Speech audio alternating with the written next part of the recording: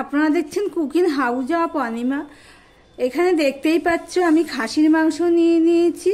এখানে 500 গ্রাম মতো খাসির মাংস হবে। এই মাংসটা আমি আজকে রান্না করব, সেটাই তোমাদের সাথে শেয়ার করছি।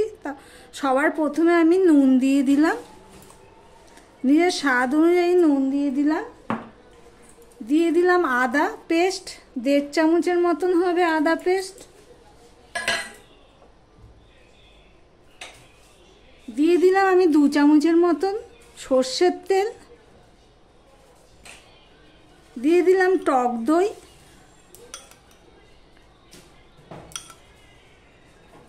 ওই 100 গ্রামের মতন হবে টক দই দিয়ে দিলাম।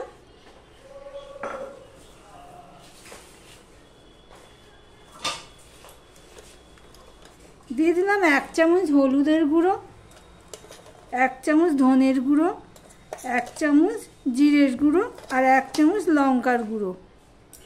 ধনের গুঁড়ো আমি 1.5 চামচ করে দেব 500 গ্রাম মাংসের জন্য। আর 1/2 চামচ মতন আমি গোলমরিচের গুঁড়ো দিয়ে দিলাম।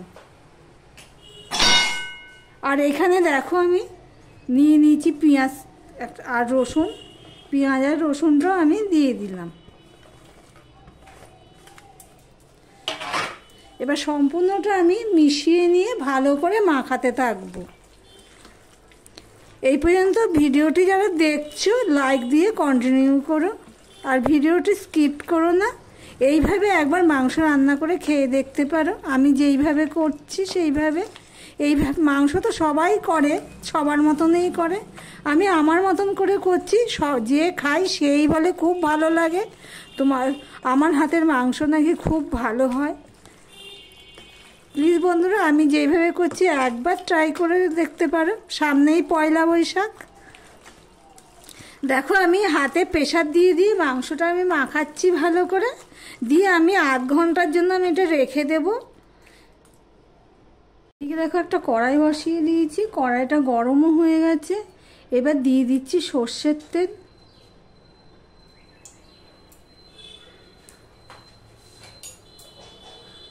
দিয়ে দিলাম নুন, অল্প একটু নুন দিয়ে দিলাম। আর এখানে দেখো আমি মাংসের জন্য আলু কেটে রেখেছি ঠিক এইভাবে। এবার আলুটা আমি দিয়ে দেব।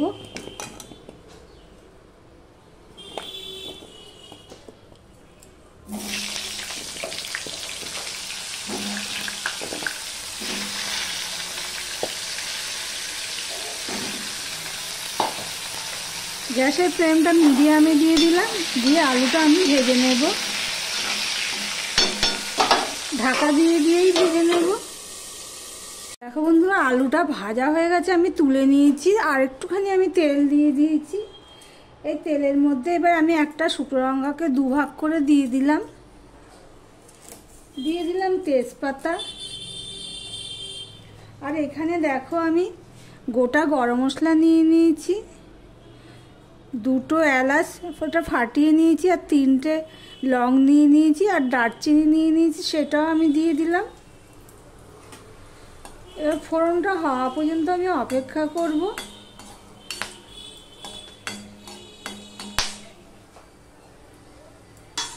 এখানে দেখো আমি একটুখানি পেঁয়াজ রেখে দিয়েছিলাম, সেই পেঁয়াজটাও আমি দিয়ে দেব। এইভাবে ফোড়ন দেবে, তাহলে কিন্তু মাংসের স্বাদটা দারুণ হয়। পেঁয়াজ, শুকনো লঙ্কা, তেজপাতা,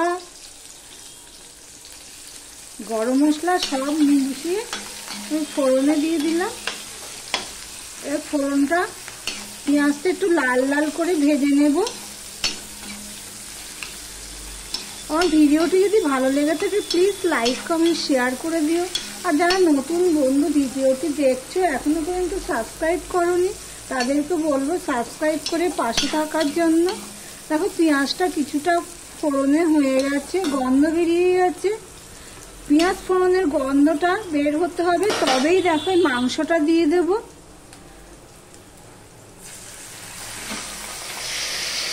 দিয়ে আমি ঢেকে দিলাম।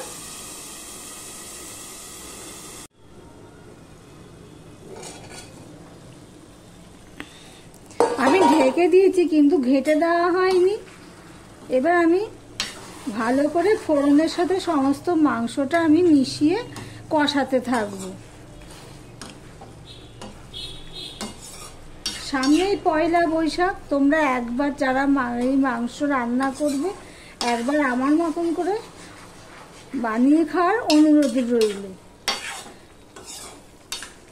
এবার সম্পূর্ণটা আমি মিশিয়ে দিলাম। আর গ্যাসের ফ্লেমটা কিন্তু আমি মোটামুটি হাইতে দিলাম, হাইয়ের থেকে সামান্য কম দিয়ে আমি মাংসটা কষাতে থাকবো। যেহেতু দই দিয়েছি, দেখো জল বেরিয়ে গেছে। প্রায় 20 মিনিট পর আমি তোমাদের সামনে আসলাম। মাঝে এসে আমি বারে বারে নেড়ে দিয়ে গেছি, একটু পর পর এসে তোমাদের সামনে আর আসিনি। দেখো বন্ধুরা, সমস্ত পেঁয়াজ রসুন সব দেখো গলে গেছে। খাসির মাংস হতে তো সময় নেই। মাংস প্রায় অর্ধেকটা সিদ্ধ হয়ে গেছে, কিন্তু এটা আরও কষাতে হবে, ভালো করে কষাতে হবে। আর আমি এটা কড়াইতেই করব, খাসির মাংস একটু সময় ধরে করব, কিন্তু কড়াইতেই করব। দেখতে থাকো বন্ধুরা। দেখো বন্ধুরা, মাংসটা কষানো হয়ে গেছে, দেখতেই পাচ্ছ সাইড দিয়ে তেল ছেড়ে দিয়েছে। আর মাংসটা সিদ্ধও হয়ে গেছে। সমানে এইভাবে নেড়ে নেড়ে আমি ঢাকা দিয়ে দিয়ে করেছি, তো সিদ্ধও হয়ে গেছে। এবারে এর মধ্যে দিয়ে দেবো গরম জল।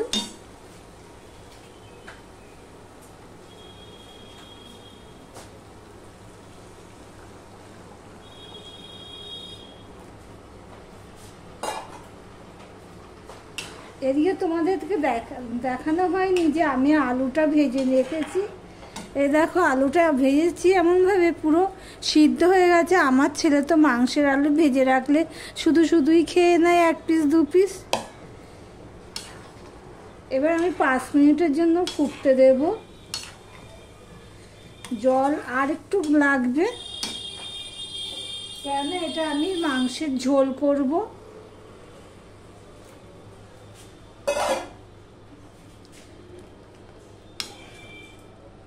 দিয়ে ঢাকা দিয়ে দিলাম আবারও। বন্ধুরা, আমি 5 মিনিটের মতন গরম জলটা দিয়ে ফুটিয়ে নিয়েছি। মাংস একটা দিয়ে আমি দেখে নিলাম সিদ্ধ হয়েছে নাকি। দেখো আমি কিন্তু কড়াইতে বসিয়েছি, দেখো পুরো সিদ্ধ হয়ে গেছে। এই দেখো তোমাদেরকে আবারও দেখাচ্ছি, এই দেখো সিদ্ধ হয়ে গেছে। এবারে যে আলুগুলো, সে আলুগুলো আমি দিয়ে দিলাম। দিয়ে আমি 2 মিনিটের মতন ফুটিয়ে নেব। নিয়ে তারপরে আমি ঘি গরম মশলা দেবো। দেখতে থাকো বন্ধুরা। দিয়ে আমি 2 থেকে 3 মিনিট ফুটিয়ে নিয়েছি। এবার আমি দিয়ে দিচ্ছি 1 চামচের মতন ঘি দিয়ে দিলাম। এইভাবে একবার ট্রাই করে দেখতে পারো, আবারও বলছি খুবই ভালো হয় খেতে। আর দিয়ে দিলাম অল্প একটু গরম মশলা দিয়ে সম্পূর্ণটা আমি মিশিয়ে নিচ্ছি।